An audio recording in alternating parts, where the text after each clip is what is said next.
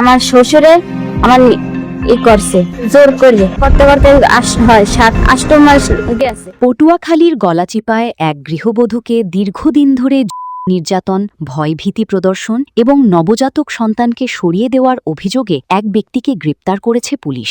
ঘটনাটি এলাকায় ব্যাপক আলোড়ন সৃষ্টি করেছে। ভয় দেখাইছে যদি তোর মারিয়ে গেলাম মুখটুক করছে। এবার আমি বলতে পাই রোগের কথা করি।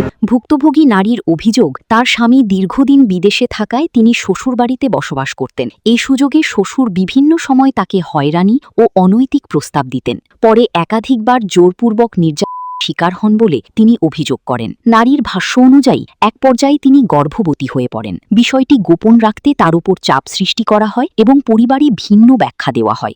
আমার করছে জোর করে।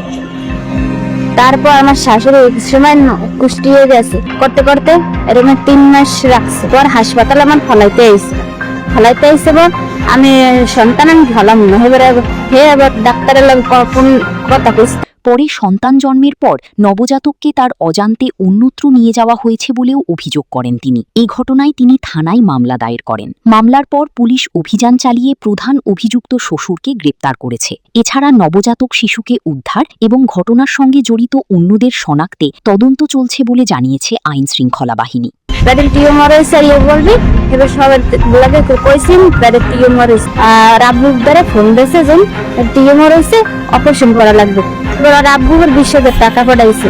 গলাচিপা থানার এক কর্মকর্তা জানান, অভিযোগটি অত্যন্ত গুরুতর। ভুক্তভোগীকে প্রয়োজনীয় আইনি সহায়তা দেওয়া হচ্ছে এবং ঘটনার সব দিক খতিয়ে দেখা হচ্ছে। স্থানীয়রা এই ঘটনার সুষ্ঠু তদন্ত ও দৃষ্টান্তমূলক শাস্তির দাবি জানিয়েছেন। ভিকটিমের বক্তব্য অনুযায়ী গ্রেফতার করি। News desk, 24 hours Bangla.